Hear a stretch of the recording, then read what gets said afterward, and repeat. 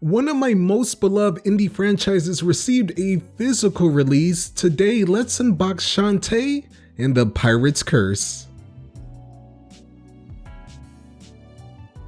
This has been something I've been waiting for such a long time now. It's one of the first games I got on limited run games, and until now, it finally came in. Here is what it looks like outside of the package, and on the side of the box we have Shantae and the Pirate's Curse, and on the back of the box we have some of the heart squids from the game in a cauldron, and at the bottom you can see some additional details about the game. Probably the hardest box I had to open just because it's really wedged in there. I was going to try and open it from the bottom, but it didn't look that easy. So I just kept going for the top, and unfortunately at the top it did wedge a little as I was trying to get it out of there, so I wish there was an easier way to open this. However, it didn't turn out too bad once I did manage to get it open. There was a little bit of creases, but that's pretty much it. Inside this box we have the Game Boy Color replica box. We have the Shantae and the Pirate's Curse for the Switch. We have the official soundtrack, pretty cool case. And we have some really cool looking cards that we'll be taking a look at. We have the poster. So there's a decent amount of stuff in this particular box. And we can't forget the limited run card. So let's get a good look at the card. As you can see on the back, there's nothing crazy, it's just normal. But on the front of this particular one, you have Shantae in Risky Boots with a couple of Tinkerbats. The next one, you have more of the whole cast here. This is taken from a couple of things that we'll see later on, but I like how it has all the characters here and with the really nice detail on the artwork. Shantae and the Pirate's Curse is probably my favorite style out of the whole series. And here is Shantae by herself, which is a pretty neat one. I like it. This particular limited run card is really nice. I like how it has a nice high gloss look compared to a lot of the other ones on the back. You have the standard black and white one, but I really love this one. Here is the soundtrack, which is one of the coolest things in the Pirate's Curse, and it's one of my favorite soundtracks in the games that I played. This is composed by Jake Kaufman, and this has a total of 25 tracks. Some of the music you're hearing in this video is actually from the Pirate's Curse, so I thought it would be pretty cool to incorporate that inside the video so you can get a better idea on some of the music. Here is a really neat illustration of the front of the soundtrack, which doesn't reuse any of the other art, which was really surprising. You have to love the posters. Every poster that I get, I always wonder how it's going to look. And this one is pretty much the same thing you've seen earlier with Shantae and Risky Boots. On the other side, you'll see Shantae with the other cast of characters, and I really love this side, capturing all of the awesome characters. As I was excited to purchase this particular indie box, seeing the limited run games make a type of replica box from the Game Boy Color era was so cool. You can take a look at the sides of the box, very cool, and it's something that at times I kind of miss the whole cardboard boxes with a lot of the Nintendo games before they switched over. Here's a really cool look at the back that takes some of the other artwork and a couple of different screenshots. I really like how they don't really reuse too much in terms of the artwork. That's a nice amount of detail put into the actual physical case and stuff.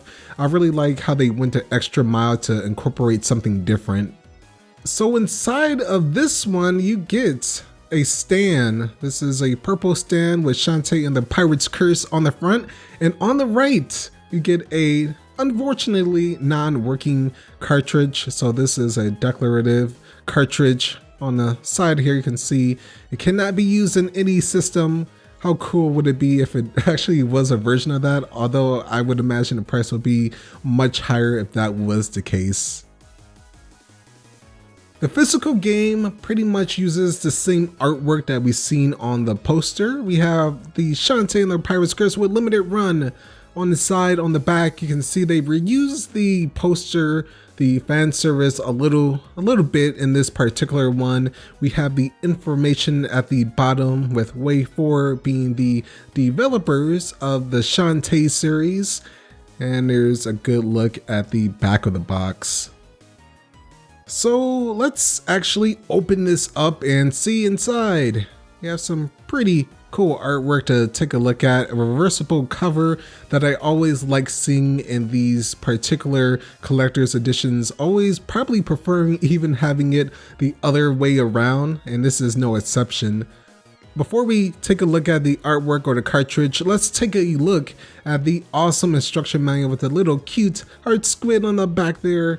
Inside, this is something that I really liked. It has a story thus far, so if you haven't played the previous Shantae game, Risky's Revenge, this one pretty much catches you up to the story. It has the characters, Risky, Boots, Shantae, along with the other characters inside the game like Rowdy Tops. It has the brothers, Sky and Wrench, Bolo, all the characters that you come to love from the Shantae series, and I really like how this one is done. It even shows the locations, or at least some of the locations that you'll be going to during the adventure in this game, and I really like how it has some of the artwork from inside the game along with some of the items, so you can actually see some of the items if you're playing throughout the game, wanting to see what it actually does. And we have some of the gear that you'll be collecting throughout the game, which is very useful, along with some additional notes that you can take,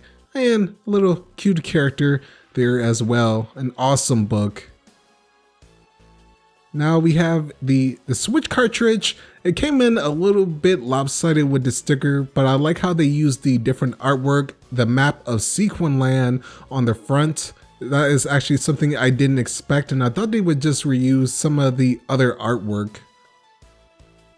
Here's a better look at what it looks like on the outside with the case cover that we've seen earlier. And of course, we had to see what it looks like inside the case. Here's the side of the box, the back of the box, and this is why I really like this particular one, because once we turn it out horizontally, you get a really cool look, and it's just something that I always like to see, a more minimalistic style. Of course, we had to save the best for last, putting the stand together, and I was oddly impressed by this stand because a lot of the other collector's editions that I kind of tend to get aren't that great in terms of stands, but this one is pretty good. It's pretty sturdy along with the clips. The clips have a little bit of wiggle room that happens, but it's nothing like crazy. It won't like fall off or anything.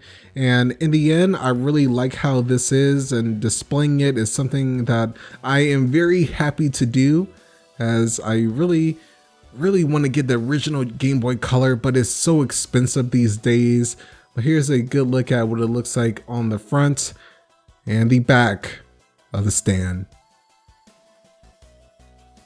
Yeah, it's a no-brainer that Shantae and the Pirate's Curse, this particular collector's edition, is my favorite just because of all the awesome stuff that you get inside this box. I'm really glad to finally get it. Have you played any of the Shantae games? Let me know in the comments below, and if you haven't, I recommend starting with the Pirate's Curse. It's an excellent Metroidvania.